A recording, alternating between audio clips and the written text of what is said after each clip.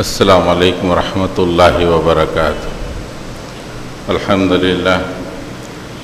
للہ نحمدہ ونستعینہ ونستغفرہ ونؤمن بہ ونتوکل علیہ ونعوذ باللہ من شرور انفسنا ومن سیئات اعمالنا من یہد اللہ فلا مضل لہ ومن یضلل فلا ہادی لہ ونشہد ان لا الہ الا اللہ وحدہ لا شریک لہ ونشهد أن محمدًا عبده ورسوله أرسل بالحق بشيرا ونذيرا وداعيا إلى الله بإذنه وسراجا منيرا اللهم صل على محمد وعلى آل محمد وبارك وسلم۔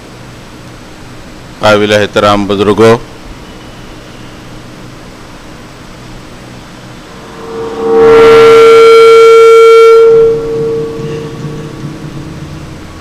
قابل احترام بزرگوں، عزیز نوجوان ساتھیوں، بنگلور میں ایک چھوٹی سی بچی جس کا نام آفرین تھا، اس نے کل دواخانے میں دم توڑ دیا۔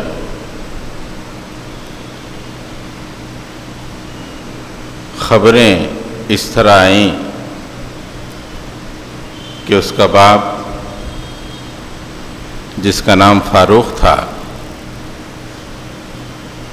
وہ لڑکی کے پیدا ہونے کی وجہ سے غیظ و غضب کا شکار ہوا اور بچی کو مختلف قسم کی ایذائیں دیں، جس میں سگریٹ سے بچی کو جلانا، دیوار سے اس کے سر کو ٹکرانا اور اسی طرح مختلف قسم کی ایذائیں دیا۔ بچی کی جب طبیعت خراب ہوئی، اس شیرخوار بچی کی، اسے دواخانے میں ایڈمٹ کیا گیا۔ 2 دن کے بعد اس لڑکی کا انتقال ہوا۔ یہ واقعہ اس ترقی یافتہ دور میں اخباروں کی زینت بن گیا اور سوء اتفاق سے مسلم قوم کے کھاتے میں یہ واقعہ درج ہو گیا۔ میڈیا کے لیے تو یہ موقع ہی ہے، وہ تو چاہتے ہی ہیں کہ اسلام کو دخیانوں سے بربریت کرنے والا مذہب، اس لیے انہوں نے کافی اچھالا، کافی انہوں نے لکھا۔ حالانکہ اسی دن یعنی کل ہی ایک اور اہم خبر آئی تھی کہ سپریم کورٹ کی اسپیشل انویسٹیگیشن ٹیم نے مودی کو کلین چٹ دیا۔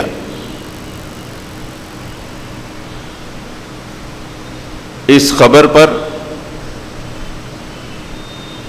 میڈیا کا ری ایکشن اس طرح ہوا کہ کیا اب مودی کے لیے پرائم منسٹر بننے کا راستہ ہموار ہوا ہے؟ یہ ڈسکشن چل رہا ہے۔ یہ نہیں کہ SIT اسپیشل انویسٹیگیشن ٹیم نے ظلم کیا، عدل سے کام نہیں لیا اور بہت سے شواہد کو اس نے ختم کیا، اس کا کوئی تذکرہ نہیں۔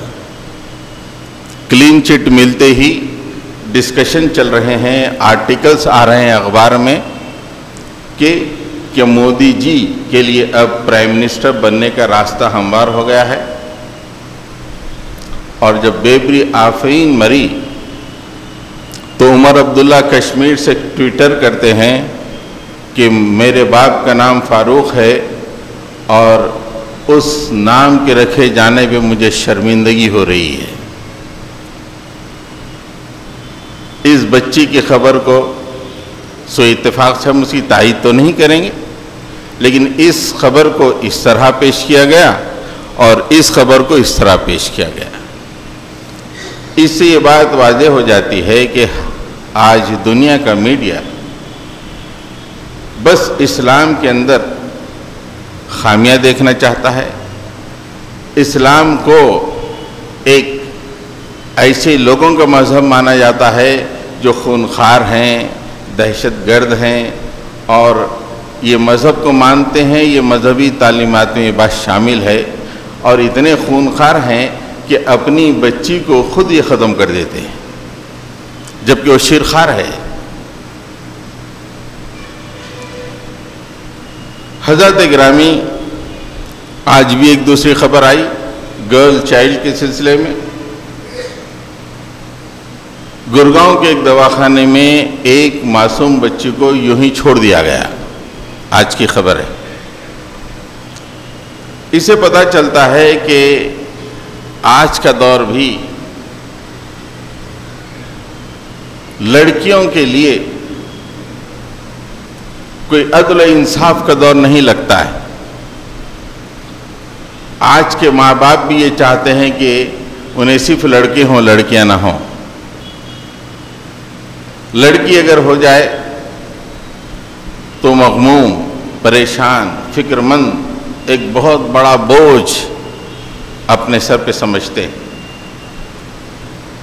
سیکس کی بنیاد پر ڈسکرمنیشن، جینڈر ڈسکرمنیشن، اور گرل چائلڈ کے سلسلے میں جو ڈسکرمنیشن ہماری سوسائٹی میں ہو رہا ہے، یہ انتہائی برا اور انتہائی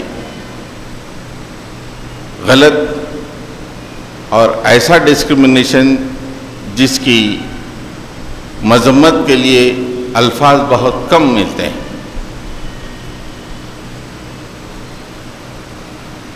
دنیا میں اسلام نے گرل چائلڈ کے لیے اتنا اونچا مقام رکھا ہے کہ شاید ہی اتنا اونچا مقام دنیا کے کسی علاقے میں کسی مذہب نے دیا ہو۔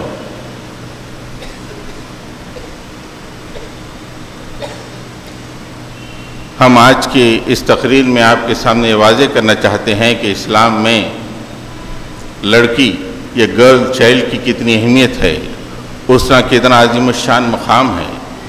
اگر کسی کے پاس لڑکی پیدا ہو تو اسے جشن منانا چاہیے، خوشیاں کرنا چاہیے، اس لیے کہ اگر کسی کے پیٹ میں لڑکی پیدا ہوئی ہو تو وہ مقدس اور خوش قسمت آدمی ہے جس کے لیے اللہ کے نبی صلی اللہ علیہ وسلم نے مجدہ اور خوشخبری دی ہے۔ آج کی دنیا، مادہ پرست دنیا، لوگوں کی نگاہ کو کم سے کم تر کرنے والی دنیا یہ دیکھ نہیں پاتی، اس لیے لڑکی کو اپنے لیے بوجھ سمجھتی ہے۔ حضرت گرامی اللہ کے نبی صلی اللہ علیہ وسلم جب مبعوث ہوئے اس وقت بھی اتنا شدید جینڈر ڈسکرمنیشن، گرل چائلڈ کے سلسلے میں، لڑکی کے بارے میں سوسائٹی کا یہ تاثر کہ اسے زندہ رہنے کا حق نہیں ہے۔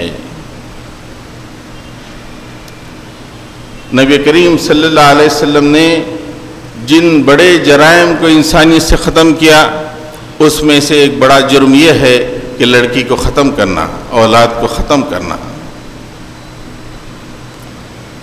قرآن مجید کی تعلیمات سے پتہ چلتا ہے لڑکی کو ختم کر دینا جبکہ وہ کمزور ہے، چل نہیں پاتی ہے، وہ بہت شدید گناہ ہے۔ قیامت کا تذکرہ کرتے ہوئے اللہ تعالی ارشاد فرماتے ہیں، قیامت کے ہولناک، کیونکہ فوری تذکرے کے بعد اللہ تعالیٰ کسی چیز کا تذکرہ سورہ تکویر میں فرماتے ہیں، وہ اس لڑکی کے بارے میں ہیں جو اس بنا پر ختم کی گئی کہ وہ لڑکی ہے۔ عرب کے معاشرے میں جب لڑکی پیدا ہوتی تو یہ رواج تھا کہ باپ کو جو ہی پتہ چلتا وہ بچی کو لیے ہوئے چلا جاتا اور اپنے ہاتھوں سے خبر کھودتا اور اس خبر میں اس لڑکی کو زندہ دفن کر دیتا۔ ایک صحابی نے اپنی جاہلیت کا واقعہ اللہ کے نبی کو سنایا کہ کس طرح ان کی بچی 8 سال کی ہو چکی، 8 سال کے بعد پتہ چلا کہ وہ میری بچی ہے، تو اس 8 سال کی بچی کو جبکہ اسے ہوش آ چکا تھا انہوں نے دفن کرنے کے لیے شہر سے یا گاؤں سے دور مقام پر اسے لے کے پہنچا، خبر کھودنے لگے اور بچی باپ کو دیکھ کر بچی باپ کا ہاتھ بٹا رہی تھی۔ باپ کی داڑھی میں جب مٹی لگی اٹک گئی تو اپنے ہاتھ سے بیٹی اس داڑھی میں اٹکے ہوئے تنکوں کو جھٹک رہی تھی۔ اس کے باوجود بھی جب باپ نے خبر کھود کے بچی کو اس میں لٹا دیا، بچی پکارتی رہی، بابا آپ مجھے کہاں چھوڑے جا رہے ہیں؟ یہ واقعہ جب صحابی سنا رہے تھے، رسول اللہ سن رہے تھے، اور رسول اللہ کا عالم یہ تھا آپ کی داڑھی آنسوں سے تر ہو چکی تھی۔ اللہ کے نبی صلی اللہ علیہ وسلم نے جو پیغام دنیا والوں کو دیا وہ پیغام یہ ہے کہ قیامت کے تذکرے میں اذا الشمس کورت واذا النجوم انکدرت واذا الجبال سیرت واذا العشار عطلت واذا الوحوش حشرت وَإِذَا الْبِحَارُ سُجِّرَتْ وَإِذَا الْبِحَارُ سُجِّرَتْ وَإِذَا النُّفُوسُ زُوِّجَتْ، یہ قیامت کا تذکرہ ہے۔ قیامت ہوئی جس میں جانوں سے جوڑ دیے گئے، اور جو ہی جس میں جانوں سے جوڑ دی گئیں تو پہلا مقدمہ اس لڑکی کا ہوگا جسے اس کے باپ نے زندہ درگور کر دیا۔ وَإِذَا الْمَوْءُودَةُ سُئِلَتْ بِأَيِّ ذَنبٍ قُتِلَتْ، زندہ درگور بیٹی سے پوچھا جائے گا کہ اے ننھی کس گناہ کی پاداش پہ تجھے قتل کر دیا گیا؟ او بیبی آفرین کس گناہ کی پاداش میں تجھے قتل کر دیا گیا؟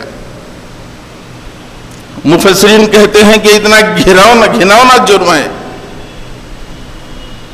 کہ اللہ تعالیٰ مجرم سے پوچھنا تک گوارا نہیں کریں گے کہ تو نے کیوں قتل کیا۔ لڑکی سے پوچھیں گے جو کہ بالکل معصوم، چل نہیں سکتی، شیر خواہ، اس سے پوچھیں گے کہ اے ننھی لڑکی بتا تجھے کیوں قتل کیا گیا؟ اس کے گھنونے انداز کو اللہ تعالیٰ قرآن مجید میں اس طرح پیش کرتے ہیں، اے انسانوں تم اس جان کو جو کہ اپنا دفاع تک نہیں کر سکتی، صرف رونے کے سوا کچھ نہیں کر سکتی، اس کو تم اپنے ہاتھوں سے قتل کرتے ہو۔ جب قیامت میں آؤ گے تو میں تمہاری طرف دیکھوں گا تک نہیں، اس ننھی سے پوچھوں گا کہ تجھے کیوں قتل کیا گیا ہے، بتا۔ کسی بھی عدالت میں کتنا ہی بڑا مجرم ہو اسے پوچھا جاتا ہے کہ تو جرم کیوں کیا، لیکن یہ اتنا گھناؤنا جرم ہے کہ اللہ تعالیٰ منہ تک نہیں لگائیں گے اس ظالم سے کہ تو اتنا ظالم ہے کہ ایسی چھوٹی معصوم جو اپنا دفاع کرنے کے لیے بھاگ بھی نہیں سکتی، جان بچانے کے لیے کہیں اور مقام پہ منتقل ہو بھی نہیں سکتی، اے ظالم تو اتنا کٹھور ہے کہ تو نے اس کو قتل کر دیا، آج میں تجھ سے بات نہیں کروں گا۔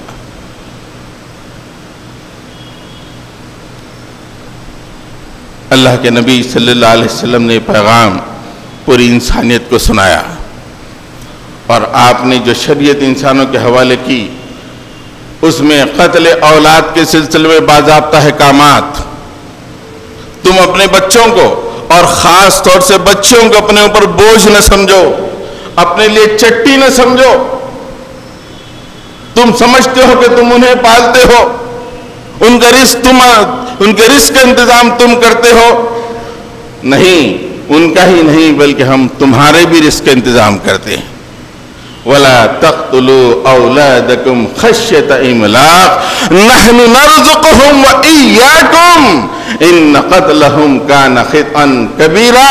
معاشرتی احکامات سورہ اسراء میں جب اللہ تعالیٰ دیتے ہیں، والدین کا تذکرہ کرتے ہیں، رشتہ داروں کا تذکرہ کرتے ہیں، زنا کا تذکرہ کرتے ہیں، معاشرے کے قتل کا تذکرہ کرتے ہیں، اس کے بعد اللہ تعالیٰ فرماتے ہیں کہ دیکھو تم اپنی بچوں کو قتل نہ کرو، بچوں کو قتل نہ کرو. کیوں؟ تم سمجھتے ہو کہ ان کے رزق کا انتظام کرنا تمہاری ذمہ داری ہے. خشیت املاق، اس خوف سے کہ انہیں پالنا پڑے گا، انہیں ان کی زندگی کو سنوارنا پڑے گا اور انہیں رزق کا انتظام کرنا پڑے گا.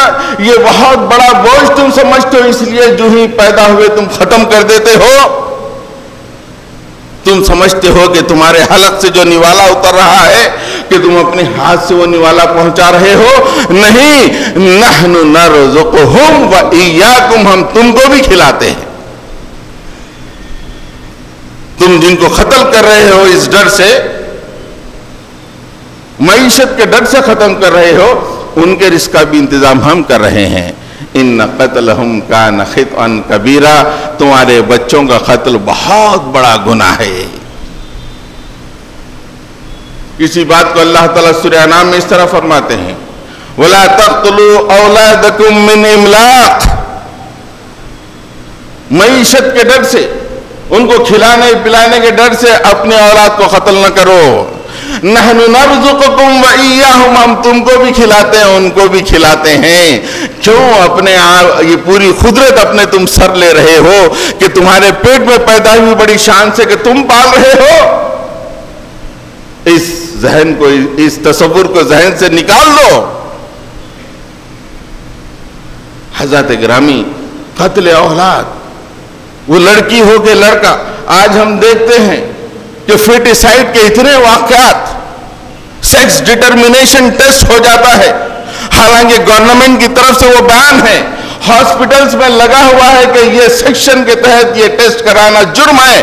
اس کے باوجود بھی کتنے لوگ اپنا فٹس کے بارے میں معلوم کرتے ہیں کہ لڑکا پرورش پا رہا ہے، لڑکی، جب پتہ چلتا ہے کہ لڑکی پرورش پا رہی ہے، اینڈ اٹ فیٹیسائڈ، ختم کرو، ہمیں لڑکی نہیں چاہیے. کیوں؟ اس سے کہ جب لڑکی پیدا ہو جائے گی، ان کا پالنا پوسنا، ان کا پڑھانا، ان کی شادی کا انتظام اور بہت ساری ڈوری دے کے ان کی شادی کرنا، یہ برداشت نہیں ہو سکتا، یہ خرچ. اس لیے دنیا میں آنے سے پہلے یہ ختم کر دو.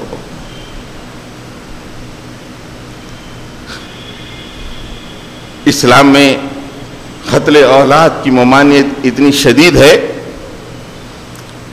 نبی کریم صلی اللہ علیہ وسلم، اور عام طور پہ فیٹیسائڈ کا معاملہ عورتوں سے لگا ہوا ہے. عورت چاہتی ہے ہی تو اپنے حمل کو گرا سکتی ہے. اگر عورت نے کہہ دیا کہ انکا کہ میں اپنا حمل نہیں گراؤں گی، کوئی گرا نہیں سکتا، فیٹیسائڈ نہیں کر سکتا. عورت کو چاہنا پڑتا ہے. اس لیے اللہ کے نبی صلی اللہ علیہ وسلم نے مومن عورتوں سے جب انہوں نے نبی کریم صلی اللہ علیہ وسلم کے سامنے پہنچ کے ایمان کا اظہار کیا تو اللہ تعالیٰ نے کہا کہ انہیں ایمان میں، حالت ایمان میں، اسلام میں داخل کرو، لیکن ان کے ساتھ بیعت کرو. بیعت میں جو چند اہم ترین شق ہیں، اس میں سے ایک شق یہ کہ اولاد کو تم قتل نہیں کرو گی. یا ایھا النبی اذا جاءک المؤمنات، اے نبی جب مومنات تمہارے پاس آئیں گے، یبایعنک، ان کے ساتھ بیعت کرو، علی اللہ یشرکن باللہ شیئا ولا یسرقن ولا یزنین ولا یقتلن اولادہن ولا یأتین ببہتان بین ایدیہن وارجلہن ولا یعصینک فی معروف یبایعہن. 5 شقوں پہ تم ان کا لے لو، ایگریمنٹ لے لو، معاہدہ کر لو. سب سے پہلے یہ کہ اللہ کے ساتھ کسی کو شریک نہیں کرو گی. دوسرا یہ ہے کہ تم چوری نہیں کرو گی. تیسرا تم زنا نہیں کرو گی. اور چوتھا موسٹ امپورٹنٹ، وَلَا يَقْتُلْنَ أَوْلَادَهُنَّ، تم اپنی اولاد کو اپنے ہاتھوں سے قتل نہیں کرو گی اور کسی پہ بہتان نہیں لگاؤ گی اور معروف میں رسول کریم صلی اللہ علیہ وسلم کا انکار نہیں کرو گی، فَبَايِعْهُنَّ، ان کے ساتھ بیعت کر لو۔ اسلام میں داخلے کے لیے اہم ترین شق اولاد کا قتل نہ کیا جانا۔ اگر کوئی عورت حالت ایمان میں آ کر اسے پتا چل جائے کہ اس کے پیٹ میں لڑکی پل رہی ہے اور اس نے یہ فیصلہ کیا کہ اس کو ختم کرنا، اس حمل کو گرا دینا ہے، فٹیسائڈ کا ارتکاب کرنا ہے، اس کے ایمان میں نقص آ جائے گا۔ اس لیے کہ جتنی عورتیں اللہ کے رسول سے ایمان کے اظہار کے بعد بیعت کی ہے، اس میں اہم ترین شق یہ ہے کہ اپنی اولاد کا قتل نہیں کریں گی۔ حضرات گرامی، گرل چائلڈ، لڑکی کا اتنا مقام اسلام میں ہے، ان امیجنیبل مقام گرل چائلڈ کا۔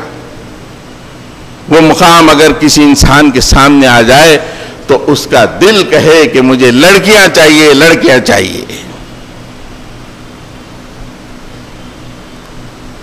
حضرات گرامی، نبی کریم صلی اللہ علیہ وسلم کا جو تعارف قرآن مجید میں اللہ تعالیٰ نے دیا ہے، رونگٹے کھڑے ہو جاتے ہیں آپ کے تعارف کو دیکھ کر۔ آدم کے بچوں میں سب سے اعلیٰ، سب سے عرفہ آپ کا تعارف یہ ہوا ہے، جتنے لکھپتی آپ کے قدموں کی دھول بھی نہیں ہے، مالدار، دنیا پہ حکومت کرنے والے، پورے آپ کے غلام، دنیا کے تمام بڑے آدم سے لے کے اب تک تمام بھی اللہ کے نبی صلی اللہ علیہ وسلم کے سامنے چھوٹے دکھائی دیں گے۔ آپ کا تعارف کیسے کیا؟ ما كان محمد ابا احد من رجالکم ولکن رسول اللہ وخاتم النبیین۔ ارے محمد صلی اللہ علیہ وسلم وہ ہیں جو تمہارے بچوں میں سے، مردوں میں سے کسی مرد کے باپ نہیں ہیں۔ آپ کے بچوں میں کوئی بچہ نہیں ہے، پورے بچیاں ہیں۔ آپ کا تعارف کیا گیا۔ ہندی میں کہا جائے تو مانوالی کے سروشریشٹھ محمد صلی اللہ علیہ وسلم، آپ کا تعارف یہ ہے کہ ان کی اولاد میں بچے نہیں ہیں، صرف بچیاں ہیں۔ اگر کسی کو بچی ہو جائے، کس مقام پر پہنچ رہا ہے، کس سے ناتا جڑ رہا ہے، کس سے واسطہ ہو رہا ہے۔ ما کان محمد ابا احد من رجالکم، محمد صلی اللہ علیہ وسلم تمہارے مردوں میں سے کسی کے باپ نہیں ہیں، ولکن رسول اللہ، وہ اللہ کے رسول ہے اور خاتم نبیین ہے، آخری نبی، آپ کے بعد کوئی نبی آنے والے نہیں، نبیوں کا سلسلہ آپ پہ ختم۔ اور ان کا کیا پوزیشن ہے؟ ہم نے ان کو زندہ بچے نہیں دیے ہیں، جتنے زندہ بچے دیے ہیں وہ پوری کی پوری بچیاں ہیں۔ اب کوئی آدمی نبی کریم صلی اللہ علیہ وسلم سے ناتا جوڑے، اپنی آفرین کو کیسے قتل کر سکتا ہے؟ دوستو، کتنا بڑا ظالم ہوگا وہ محمد کی امت میں پیدا ہوا، جس کے بارے میں اللہ کہتے ہیں کہ وہ صرف لڑکیوں کے باپ ہے۔ وہ اپنی آفرین کو قتل کر رہا ہے اور اسلام کو نقصان پہنچا رہا ہے، بدنام کر رہا ہے۔ آپ اندازہ لگائیے کتنا اونچا مقام ہے۔ اللہ کی نظر میں لڑکی کا کتنا اونچا مقام ہے۔ سورہ آل عمران میں آپ کو تفصیل ملے گی۔ قالت امرات عمران ربی انی نذرت لک ما فی بطنی محررا فتقبل منی انک انت السمیع العلیم۔ عمران کی بیوی حاملہ ہوئی، حاملہ ہونے کے بعد انہوں نے اللہ سے منت مانگی، انی نظر تو مالک میں تجھ سے نظر مانگتی ہوں، کیا نظر مانگتی ہوں کہ انی نظر تو لک معافی بطنی، میرے پیٹ میں جو پل رہا ہے مالک میں تیرے نظر کر دیتی ہوں، تیرے لیے وقف کر دیتی ہوں میرے مولا، فتقبل منی، اس کے پاس سے تیری اس بندی سے یہ قبول کر لے میرے مولا، پیٹ میں جو پل رہا ہے تیرے لیے وقف کر رہی ہوں میں، انک انت السمیع العلیم، تو تو سننے والا ہے، علم رکھنے والا ہے۔ پورے خلوص نیت کے ساتھ عمران کی بیوی نے نظر مانگی کہ جو پیدا ہوگا تو میں تیرے نظر کر دوں گی۔ اب فلما وضعتها قالت انی وضعتها انثى واللہ عالم بما وضعت وليس الذکر كالانثى، جب زچگی ہوئی، اولاد تولد ہوئی، ان کے منہ سے آہ نکل گئی، مالک یہ تو بچی ہے، انی وضعتها انثى، میں نے تو بچی کو جنا ہے مولا، جبکہ میں نے پیٹ میں جو کچھ ہے تیرے لیے وقف کر دیا تھا مالک۔ اللہ تعالیٰ کہتے ہیں واللہ عالم بما وضعت، وہ تو کہہ رہی تھی کہ میں لڑکی کو جنی ہوں، اللہ تو سب جانتا ہے کہ اس نے کیا جنی ہے، ولیس الذکر کالانثی، وہ کہتی ہیں مریم کی بیوی، مریم کی ماں اور عمران کی بیوی، مالک لڑکی لڑکے کی طرح تو نہیں ہوتی نا، انی سمیتها مریم، میں اس کا نام مریم رکھتی ہوں، وَأُعِيذُ بِكَ وَذُرِّيَّتَهَا مِنَ الشَّيْطَانِ الرَّجِيمِ، مالک اس کو اور اس کی اولاد کو شیطان کے مقابلے میں آپ کی پناہ میں دے دیتی ہوں میرے مولا۔ وہ یہ سمجھی کہ پیٹ میں لڑکا ہے، اللہ کے لیے وقف کر دیں گی، لیکن جو ہی زچگی ہوئی پتا چلا کہ لڑکی ہے، اور انہوں نے حیرت سے کہا مالک، اور افسوس کے ساتھ کہا کہ میں نے لڑکی کو جنا ہے میرا مولا، میں نے اس کا نام مریم رکھ دیا ہے، بس شیطان سے آپ کی پناہ میں اس کو دے رہی ہوں۔ اللہ تعالیٰ کہتے ہیں اوکے کوئی بات نہیں، میرے پاس جینڈر ڈسکریمنیشن نہیں ہے، میں صرف لڑکے ہی کی نظر قبول کر لیتا ہوں، لڑکی وقف کر دی جائے تو میں قبول نہیں کرتا، ایسا نہیں ہے۔ فَتَقَبَّلَهَا رَبُّهَا بِقَبُولٍ حَسَنٍ، اللہ تعالیٰ اس مریم کو اپنے لیے قبول کر لیا، اور قبول بھی کیسا، بِقَبُولٍ حَسَنٍ، بہت عمدہ انداز میں قبول کر لیا، وَأَنبَتَهَا نَبَاتًا حَسَنًا وَكَفَّلَهَا زَكَرِيَّا، اور اس کی اٹھان کو میں نے بہترین بنایا، ہم نے بہترین بنایا، اور زکریا کو اس کا کفیل بنا دیا۔ ہم نے لڑکی پیدا بھی ریجیکٹ نہیں کیا، تم نے نظر مانگی، ہم لڑکی کو بھی قبول کر لیتے ہیں، ہمارے پاس جینڈر ڈسکریمنیشن نہیں ہے۔ یہ تو تم موجودہ دنیا کی ہوا میں رہتے ہوئے اپنی بچیوں کو ختم کرتے ہو اور اپنی بچیوں کو اپنے لیے بوجھ سمجھتے ہو، نہیں، ہمارے پاس گرل چائلڈ کے لیے کوئی جینڈر ڈسکریمنیشن نہیں، لڑکی پیدا ہوئی، نیور مائنڈ، سب سے اعلیٰ ترین کام اگر کوئی زمین پہ ہوتا ہے تو وہ اللہ کے لیے وقف ہونا، اس کے لیے بھی ہم مریم کو قبول کر لیتے ہیں۔ یہ مقام ہے اللہ کے پاس لڑکی کا، گرل چائلڈ کا۔ یہ اسلام کی روشنی اگر ساری دنیا میں پھیل جائیں تو آج گرل چائلڈ کا جو ڈسکریمنیشن ہے وہ ختم ہو جائے۔ حضرات گرامی، قرآن کے مطالعے سے پتہ چلا کہ اللہ تعالیٰ نے قرآن مجید میں اچھی بیٹیوں کا تذکرہ کیا ہے، خراب بیٹیوں کا کہیں تذکرہ نہیں ملے گا۔ خراب بیویوں کا تذکرہ ہے، خراب خواتین کا تذکرہ ہے، لیکن بیٹیاں اچھی بیٹیوں ہی کا تذکرہ ہے، خراب بیٹیوں کا تذکرہ نہیں ہے۔ لیکن جہاں بیٹوں کا تذکرہ ہے وہاں پہ خراب بیٹوں کا تذکرہ بھی ہے۔ آپ اندازہ لگائیے کہ بچی کا، گرل چائلڈ کا کیا مقام ہے اللہ کے پاس۔ قرآن کا خارج جب پڑھتا ہے کہ اس میں بیٹی کا، غلط بیٹی کا کوئی تذکرہ قرآن میں نہیں ہے، بلکہ غلط بیٹوں کا تذکرہ قرآن مجید میں ہے۔ اور تم ان کو چاہتے ہو، بچی آ جاتی ہے تو اسے ختم کرتے ہو، اسے اپنے لیے بہت سمجھتے ہو، جبکہ پوری قرآن میں جب بیٹیوں کا تذکرہ ہے تو کوئی خراب بیٹی کا تذکرہ اللہ تعالیٰ نے نہیں کیا۔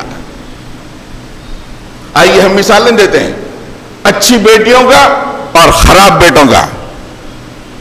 ایک تو اچھی بیٹی حضرت مریم جس کا تذکرہ ہم کر چکے ہیں، اس کے بعد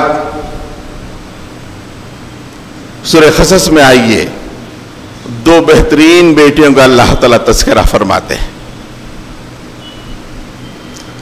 حضرت موسیٰ علیہ السلام آدمی کو ختم کرتے ہیں ایک مکہ مار کر، پتہ چلتا ہے کہ ان کی جان کے درپہ ہے حکومت، مصر سے نکل کے مدین کی طرف جاتے ہیں۔ مدین کی طرف پہنچنے کے بعد وہاں پہ ایک کنواں ملتا ہے۔ لمبی مسافت کے بعد جب وہاں پہنچتے ہیں تو کنویں پہ دیکھتے ہیں کہ پانی پلانے کے لیے بہت سے انسان جمع ہیں۔ وَلَمَّا وَرَدَ مَاءَ مَدْيَنَ وَجَدَ عَلَيْهِ أُمَّةً مِّنَ النَّاسِ يَسْقُونَ۔ حضرت موسیٰ علیہ السلام نے اس کنویں پہ بہت سارے انسانوں کو دیکھا جو اپنے بکریوں کو، مویشیوں کو پانی پلا رہے تھے۔ وجد من دونہم امرتین تذودان۔ اس کے بعد وہاں پہ دو لڑکیوں کو بھی دیکھا جو اطمینان سے پوری سنجیدگی کے ساتھ کھڑی ہوئی ہے۔ قال ما خطبکما، حضرت موسیٰ علیہ السلام سے دیکھا نہیں گیا کہ پورے کے پورے لوگ پانی پلا رہے ہیں اور دو لڑکیاں انتہائی سنجیدہ وہاں پہ کھڑی ہوئی ہیں۔ قال ما خطبکما، تمہارا کیا معاملہ ہے؟ قالتا، دونوں نے کہا لا نسقی حتی یصدر الرعاء، جب تک یہ پورے لوگ پانی پلا کے ہٹ نہیں جاتے جب تک ہم پانی نہیں پلا سکتے۔ وہ ابونا شیخ کبیر، ہمارے والد بہت بوڑھے ہیں، باہر نہیں نکل سکتے ہیں۔ دو بہترین بچوں کا تذکرہ۔ بوڑھا باپ، گھر میں مویشی، باپ بیمار، باہر نہیں نکل سکتا، اور باہر آئے ہیں کنویں کے پاس اور جمگھٹا ہے وہاں پر، پانی نہیں پلا سکتے ہیں۔ شریفانہ انداز میں بازو ٹھہرے ہوئے ہیں۔ کیوں ٹھہرے ہیں؟ اتنے لوگ جب تک نہیں پلاتے ہم اپنی بکریوں کو پانی نہیں پلا سکتے، اس لیے کہ ہمارے والد بہت بوڑھے ہیں۔ اچھی بیٹیوں کا تذکرہ آپ پڑھیے سورہ قصص میں، بیٹیوں کا تذکرہ قرآن میں جہاں بھی آیا اچھے بیٹیوں کے اچھے انداز میں آیا۔ حضرت مریم کا آیا بہترین بیٹی، حضرت یعقوب علیہ السلام کی بہترین بیٹیاں، جس میں سے ایک حضرت موسیٰ علیہ السلام کی بیوی بنی آگے چل کر۔ اس کے بعد حضرت لوط علیہ السلام کی بیٹیوں کا تذکرہ ہے سورہ ہود میں اور دوسرے مقامات پہ۔ حضرت لوط علیہ السلام کی قوم آج تک کی قوم جس طرح عیاشی میں، عیش میں پڑی ہوئی ہے، اسی طرح کی قوم، بدکاری کرنے والی قوم، بدکاری بھی ایسی کہ ہومو سیکشول قوم، مرد سے اپنی نفسانی خواہش کو پورا کرنے والی قوم۔ حضرت لوط علیہ السلام کو اللہ تعالیٰ نے بھیجا اور حضرت لوط علیہ السلام نے اس قوم میں کام کیا۔ آخرکار اللہ تعالیٰ نے فیصلہ کیا کہ قوم اب سدھرنے والی نہیں ہے، ہلاک ہو جانا چاہیے۔ ہمارا سپریم کورٹ بھی مقدمہ چل رہا تھا ہومو سیکشولز پہ. گورنمنٹ ہومو سیکشول اچھی بات نہیں ہے اپنا ایفیڈیوٹ داخل کی. سپریم کورٹ نے باضابطہ زور لگا کے حکومت سے کہا کہ وڈرا کرو, یہ صحیح کام ہے, آزادی ہے اس میں. یہ ہے ہمارا معاشرہ. Apex Court of India asked the government of India to withdraw the affidavit. نکالو, یہ بہت اچھا کام ہے ہومو سیکشول, یہ آزادی کا مظہر ہے. جب دو آدمی تیار ہوتے ہیں تو تم کیوں بیچ میں ٹانگ اڑاتے ہو حکومت سے؟ اس نے کہا withdraw that. کیا چیز رکی ہوئی ہے اس عذاب سے بتائیے. جہاں عدل کی امید, وہاں سے اس طرح کے معاملہ ہو رہے ہیں. جب اللہ تعالیٰ نے فیصلہ کیا کہ قوم کو تباہ کرنا ہے تو فرشتوں کو انتہائی خوبصورت لڑکوں کی شکل میں حضرت لوط علیہ السلام کے پاس بھیجا, اور حضرت لوط علیہ السلام کے پاس فرشتے پہنچے. خوبصورت گورے گورے, قوم کو معلوم ہو گیا, پوری قوم حاضر ہو گئی وہاں پر. اب حضرت لوط علیہ السلام کا کیا معاملہ ہوگا دیکھیے, پوری قوم آ گئی.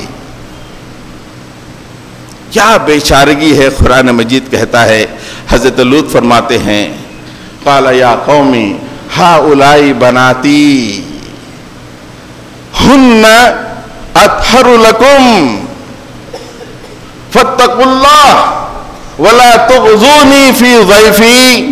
ارے تم تمام کے تمام چلے آئے ہو جب تک انہیں پتا نہیں کہ یہ فرشتے ہیں, پوری بستی کو تباہ کرنے کے لیے آئے ہیں, لیکن موسٹ بیوٹیفل شکل میں آئے ہیں. قوم کو پتا چلا کہ بہت زبردست مہمان ہے, موسٹ بیوٹیفل. پوری قوم آ گئی. بیچارگی کے عالم میں حضرت لوط علیہ السلام کہتے ہیں کہ میری قوم یہ کیا کر رہے ہو, یہ میری بیٹیاں ہیں, ہن اطہر لکم, یہ تمہارے لیے پاکیزہ, ان سے نکاح کر کے تم ان سے نکاح کر سکتے ہو نا.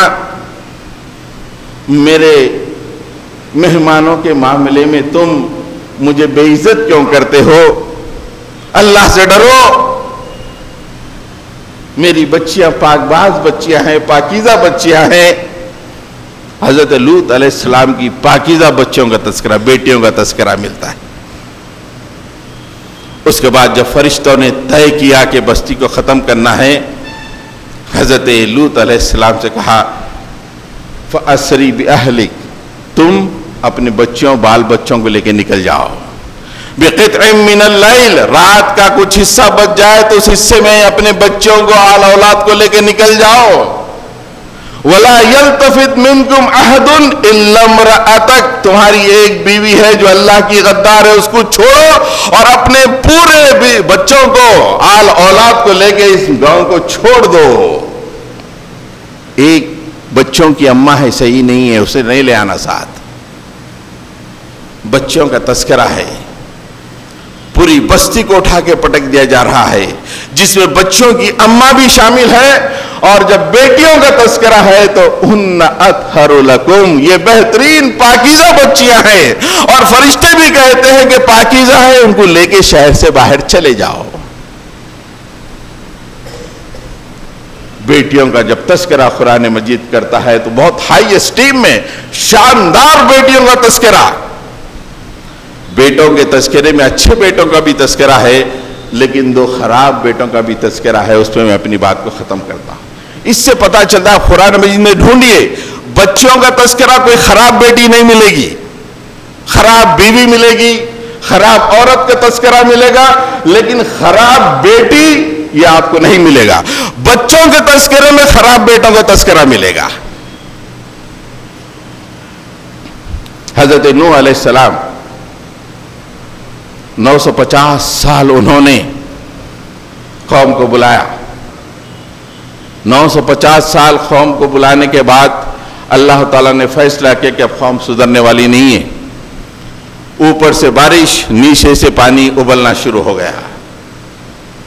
حضرت نوح علیہ السلام سے کہا کہ آپ کشتی میں سوار ہو جاؤ. حضرت نوح علیہ السلام کا بیٹا کشتی میں سوار نہیں ہوا. سورہ ہود میں تفصیلات ہیں، آپ پڑھیے. ایک زبردست موج آئی، بچہ پہاڑ پہ چڑھ رہا تھا، موج نگل گئی، ڈوب گیا. حضرت نوح کا بیٹا، وَنَادَى نُوحٌ رَبَّهُ قَالَ إِنَّ ابْنِي مِنْ أَهْلِي وَإِنَّ وَعْدَكَ الْحَقُّ وَأَنْتَ أَحْكَمُ الْحَاكِمِينَ. مالک یہ میرا بیٹا ہے، یہ میرا بیٹا، اس کا تعلق میرے اہل و عیال سے ہے. میرے مولا تو نے وعدہ کیا تھا کہ تو میرے اہل و عیال کو بچائے گا، تیرا وعدہ تو حق ہے میرے مولا. میری آنکھوں کے سامنے میرا بچہ ڈوب رہا ہے، اس کا تعلق تو میرے اہل و عیال سے ہے. اللہ تو بہترین حکم لگانے والا ہے.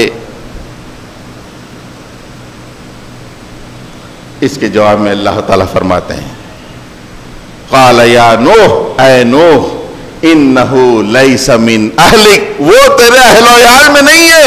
انہو عمل غیر صالح، تیرا بیٹا نہیں، تیرا بیٹا ہے، تیرے اہل و عیال میں نہیں، وہ امر غیر صالح ہے، صحیح عمل نہیں ہے وہ. انہو عمل غیر صالح. فلا یسألنی ما لیس لک بہ علم، وہ چیز مجھ سے مت مانگ جس کا تمہیں علم نہیں ہے. اپنے اس حضرت نوح کے بیٹے کے بارے میں بیٹے کا تذکر آیا، خراب بیٹا آپ کو ملے گا قرآن مجید میں. سورہ احقاف میں آئیے، جس میں اپنی تقریر کو ختم کروں گا، وہاں پہ بھی ایک خراب بیٹے کا، اچھے بیٹے کا تو تذکرہ ہے، خراب بیٹے کا تذکرہ ہے.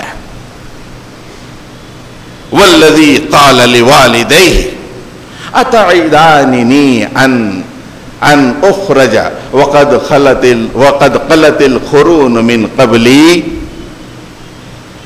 وہ بیٹا اپنے والدین سے کہتا ہے، ارے افل لکما، بیچ میں ہے چھوٹ گیا، وقال لوالدیہ افل لکما، اپنے والدین سے مخاطب کر کے کہہ رہا ہے، ناقدرہ والدین کا اپنے ہاتھ لگا کے اف ہو گیا تم لوگوں پر، مجھے ہمیشہ سدرو سدرو بول رہے ہیں، پڑھو پڑھو بول رہے ہیں، ویڈیو گیمز مت کھیلو بول رہے ہیں، انٹرنیٹ مت جاؤ، اف. آج ہمارے بچے جیسا بول رہے ہیں، بالکل ایگزیکٹلی وہی بچہ ہے. اف لکما، آپ دونوں پہ اف ہے. اتعیداننی، کیا میں مر کے پھر سے زندہ کیا جاؤں گا؟ وقد خلت القرون من قبلی، جبکہ کتنے قبرستان بھر چکے ہیں، اس میں سے کوئی بھی واپس نہیں آیا. والدین دل میں غم، بچہ سدھر جائے. وَهُمَا يَسْتَغِيثَانِ اللَّهَ وَيْلَكَ آمِنْ، اللہ تعالیٰ کی دعائی دیتے ہیں، ارے اللہ کے لیے مان جا رے بیٹے، وَيْلَكَ آمِنْ، ارے ایمان لا، مان جا، اللہ کے لیے، اللہ کی دعائی دیتے ہوئے.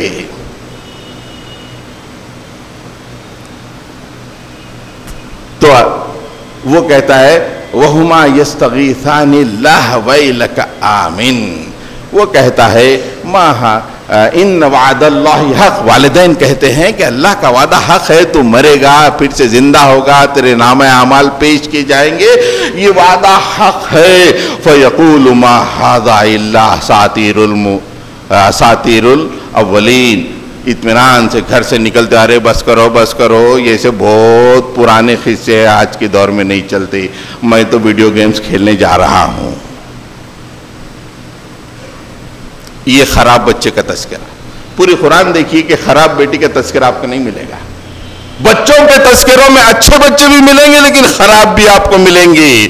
اس سے پتا چلتا ہے کہ اللہ کی نگاہ میں گرل چائلڈ کتنی اونچی ہے کہ خراب گرل چائلڈ کے بارے میں اللہ نے قرآن میں لکھا ہی نہیں.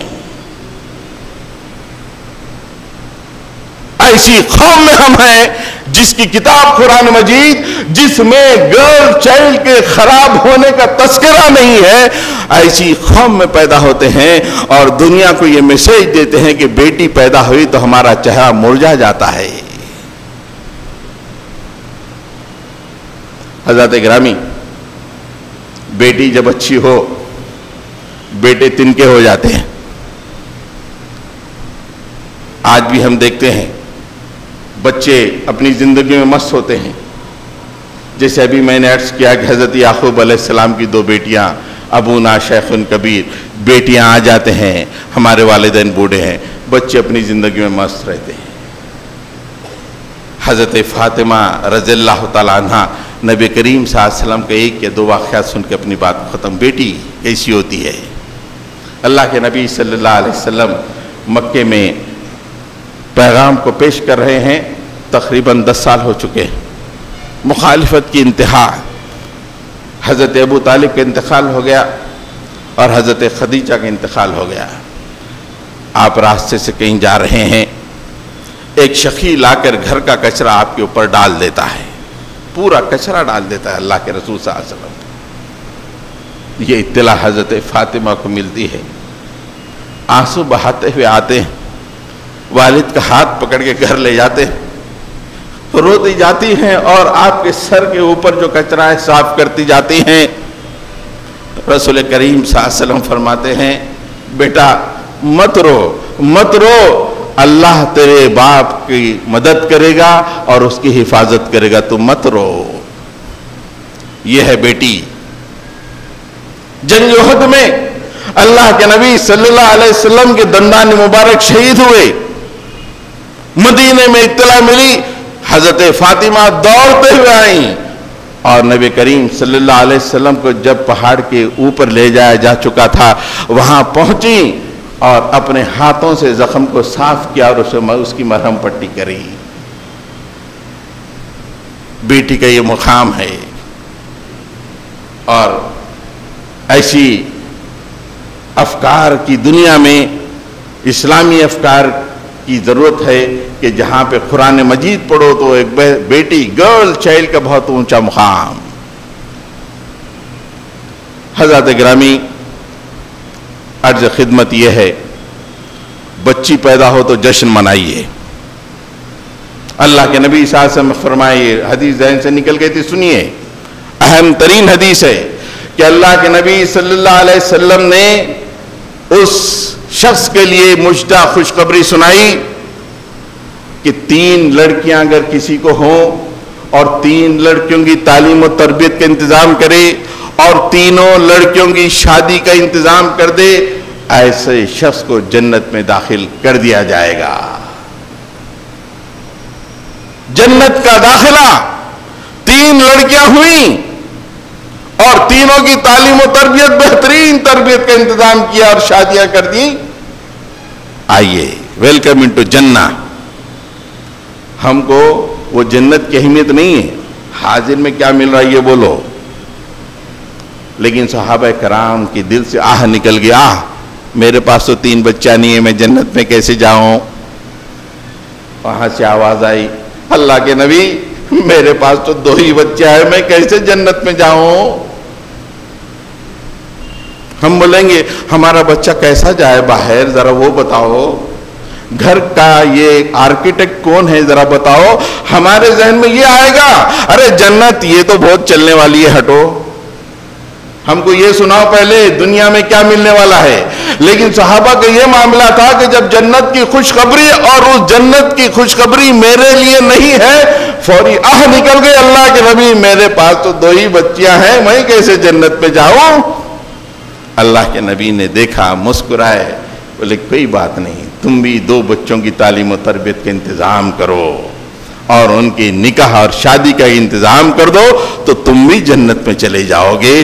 ایک لڑکی کا باپ بیٹھا ہوا تھا، سسکیاں لینے لگا، میرے پاس تو 1 ہی بچی ہے، اللہ کے نبی کوئی بات نہیں، 1 بچی کی تعلیم و تربیت کا انتظام کرو اور اس کی نکاح کا انتظام کرو، تم بھی جنت میں چلے جاؤ گے.